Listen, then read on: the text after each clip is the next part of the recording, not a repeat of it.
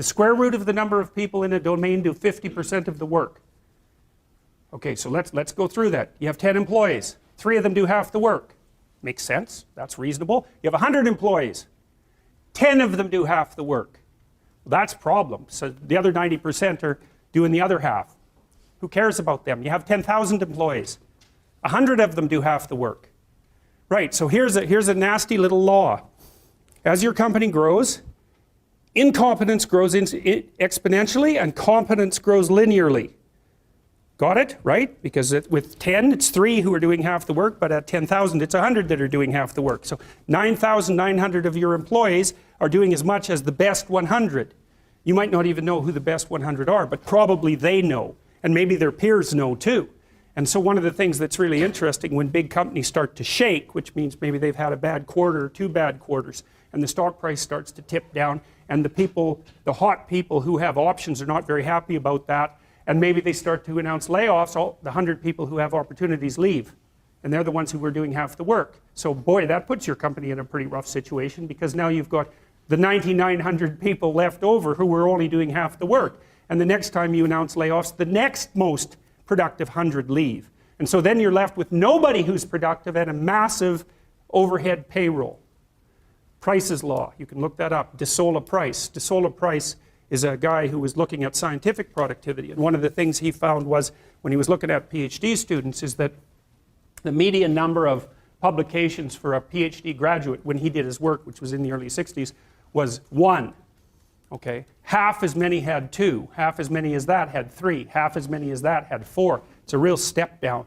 And one of the corollaries of that is that there's a certain number of people who are hyperproductive, and that's these people out here. And if you were graphing the distribution, let's say you graphed how many people in a population of 300 had $10,000 in a savings account. It would look very much like this. Some of them would have, or some of them would, most people would have like no savings whatsoever.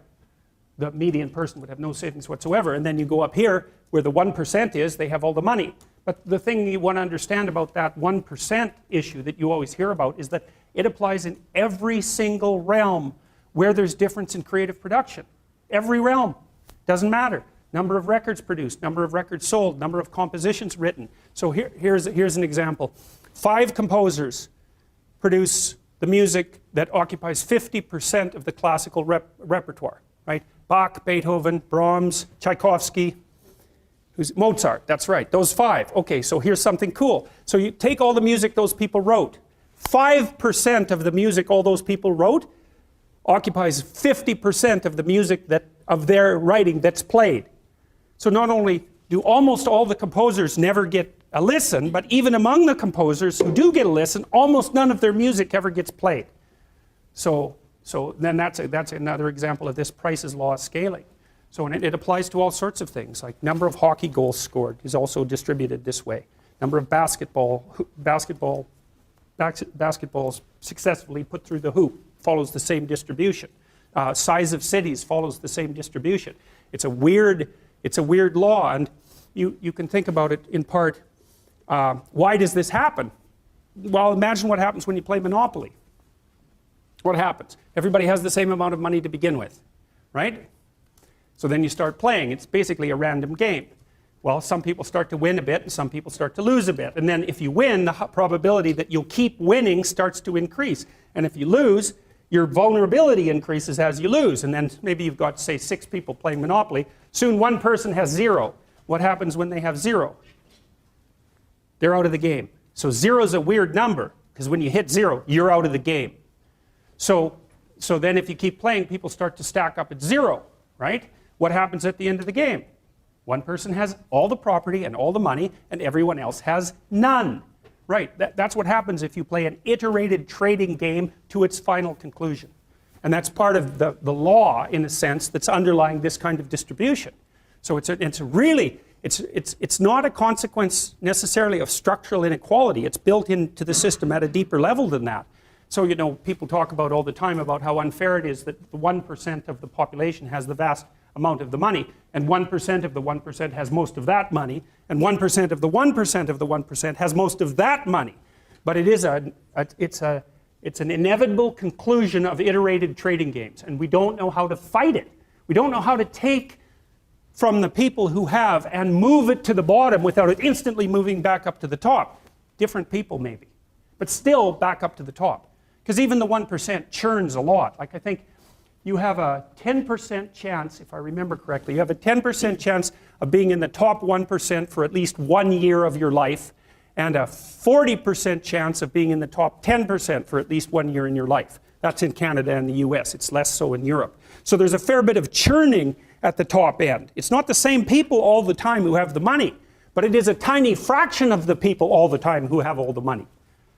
So back to your example with the company that has a couple bad quarters and lays off some people, the top end leave. Do the people inside redistribute to recreate the same curve? Not usually. I mean, they do, but it's attenuated. Okay. Because the people, I mean, if you reshuffled the entire company and put everywhere somewhere else, there's some probability that some of those people would rise to the top that weren't at the top before. But in that company, that isn't generally what happens. People get stuck in their niche and they don't move. Okay. So, yeah. This is, you wonder sometimes, well, how can companies die so quickly? Well, they go into a death spiral that's almost impossible for them to get out of. So, and it can happen extraordinarily quickly. This is why, the typical Fortune 500 company only lasts 30 years. That's it. It's not that easy for these behemoths to continue existence across time. So, and it's because it's really easy for something to die. It's very unlikely that it will be built. It's very unlikely that it will be successful. And once successful, it's very unlikely that it will continue to duplicate its success because the underlying landscape shifts on it and it doesn't know where to go. And that's also partly because it's not that easy to integrate creative people into your company, right? You certainly don't want them at the bottom because they're supposed to be people who are doing what they're told to do. So you filter out a lot of them at the bottom, and then you need them at the top, but they've already been filtered out. And also creative people are troublesome to work with because they're always, how do you evaluate a creative person? You almost can't by definition, because they keep coming up with new things and you don't have a good evaluative strategy for a new thing. It wouldn't be new if you had a good evaluative strategy for it, right? It would have to be the member of a class that you've already encountered substantially. So anyway, so the take-home lesson from this is 0. Right. And then that's like a graph of monetary distribution as well. And the problem with being at 0 is it's very difficult to get out of 0. This is also why people get stuck in poverty, You can't get a bank account if you don't have any money, right? There's a bunch of things that start to move against you when you're at 0 that you can't shake. It's very difficult to get out of